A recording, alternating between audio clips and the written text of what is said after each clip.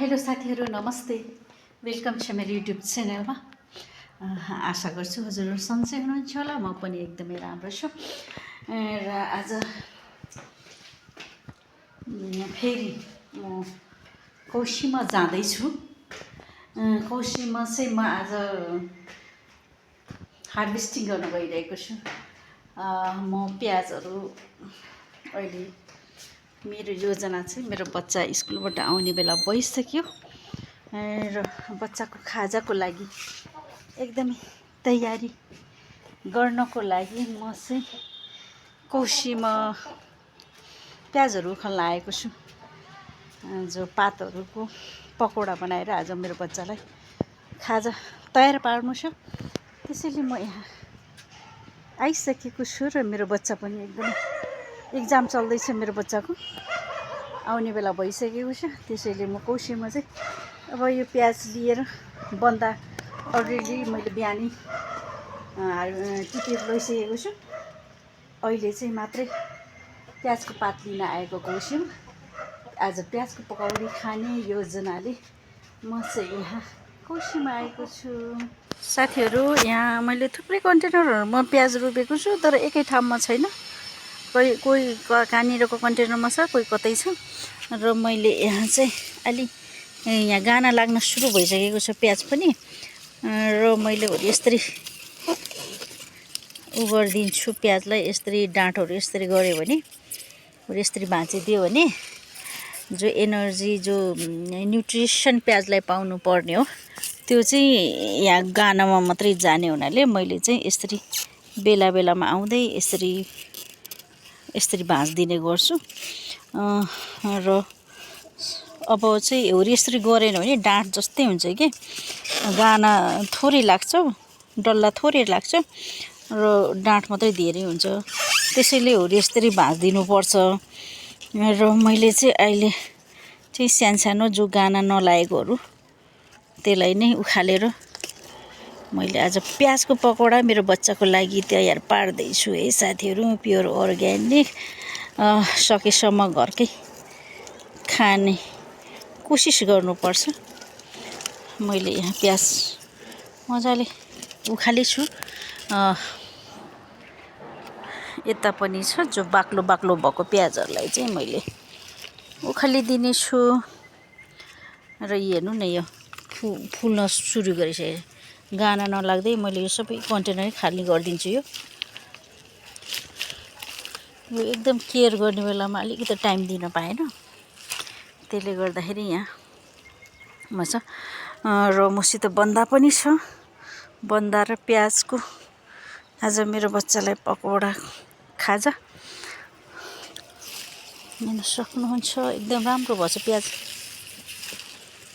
कस्तो खाले भयो यहाँ एकै ठाउँमा 2-3टा यति नै लैजान्छु, धेरै लैजान्न। यति अहिलेलाई पकौडाको लागि मैले उखाले। पकौडाको लागि साथीहरू अब चाहिँ म यो बन्दा पनि मेरो घरकै हो, जो मैले अलिकति भाग चाहिँ खाइसकेको छु भने यहाँ प्याज चाहिँ मैले धोइ पखाली गरेर राखिसकेको छु। अब यसैलाई म मसिनो गरेर काट्नेछु।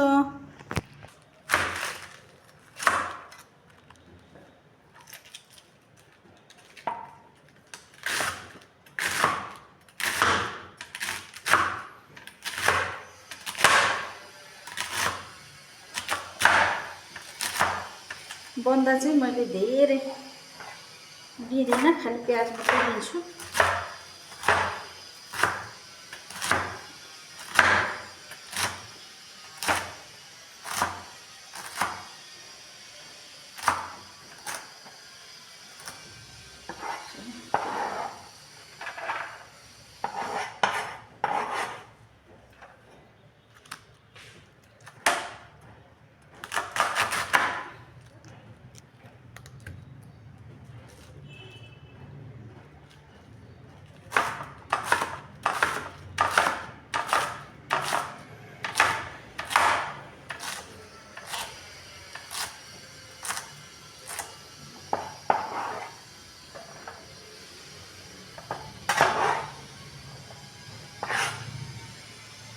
अब चाहिँ यहाँ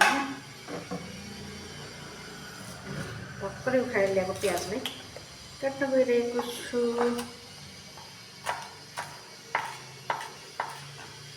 यसरी मलाई चाहिँ प्याजको पकौडा चाहिँ एकदमै मनपर्छ।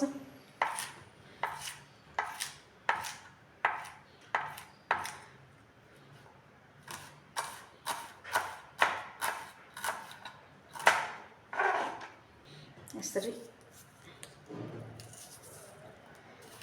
दुई फाक्ला गर्दै यसरी प्याजको पात, प्याज पनि काटेको छु र बन्दा सबै काटेर मैले यहाँ रेडी बनाएर राखेको छु। अब चाहिँ म यो सबैलाई यो बलमा, एउटा सानो बलमा हाल्न गइरहेको छु। यसै म मजाले साथीहरू मैले चाहिँ यहाँ जति पनि काटेँ मैले प्याज, बन्दा अनि प्याजको पातहरू जति पनि काटेँ यहाँ छ।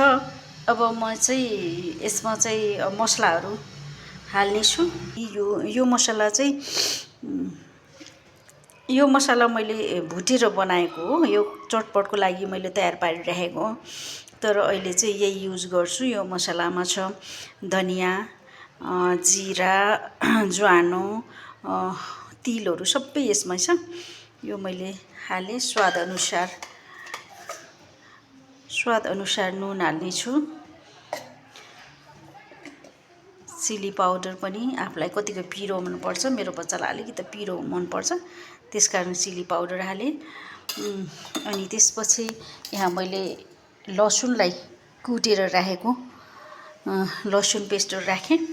अनि अब म यसमा बेसन हालेर मोल्नेछु। सबै मसलाहरू हालिसक्यो भने अब चाहिँ बेसनको पालो। मैले यहाँ बेसन लिएँ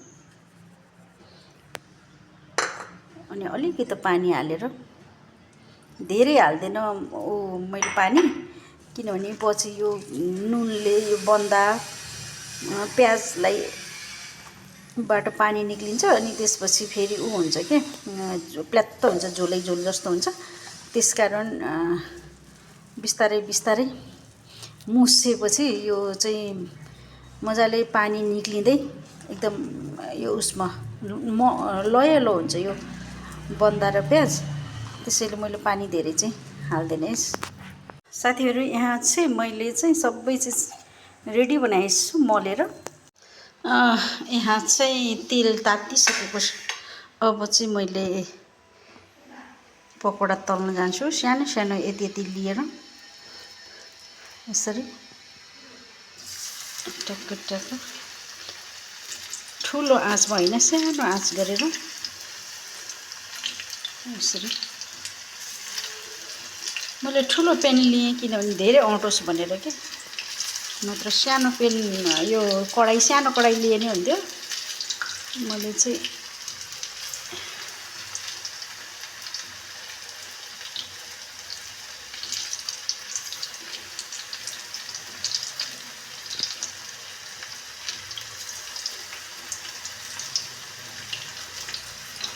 प्याजको पकौडा चाहिँ बनाइरहेको थिएँ। बन्दाको चाहिँ बनाएको थिएन। बाहिर चाहिँ बन्दाको खाछु, तर आफूले चाहिँ बन्दाको चाहिँ बनाएको छैन है। पकौडा चाहिँ फर्स्ट टाइम हो बन्दाको पकौडा मैले घरमा बनाएको। र यसलाई चाहिँ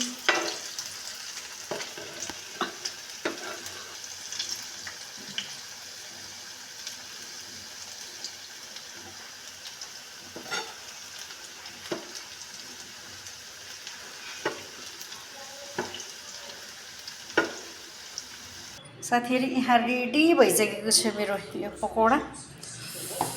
साथमा ससको साथमा आज पकौडा खाइन्छ। त दामी भएछ है, हेर।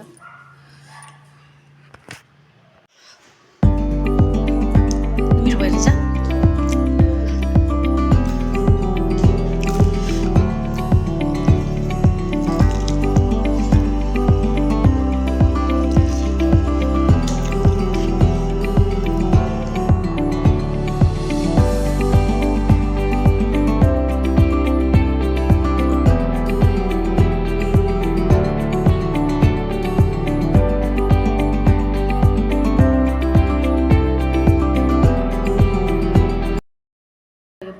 रेसिपी अथवा यो पकौडा एकदमै मिठो भएको थियो र सबै चिज सिद्धायो हामीले। सक्नुहुन्छ, केही बाँकी राखेन, सब ज्यान जो मसिनो झोल मासुमा सब खाएर सिद्धाएको छु। यति भन्दै आजको यस भिडियोबाट बिदा लिन्छु। अर्को भिडियोमा फेरि भेट्नेछु। नयाँ हुनुहुन्छ भने सब्सक्राइब गरिदिनु होला, पुरानै साथी हुनुहुन्छ भने लाइक सेयर कमेन्ट गरी सपोर्ट गरिदिनु होला भन्दै आजको भिडियो यति। By by.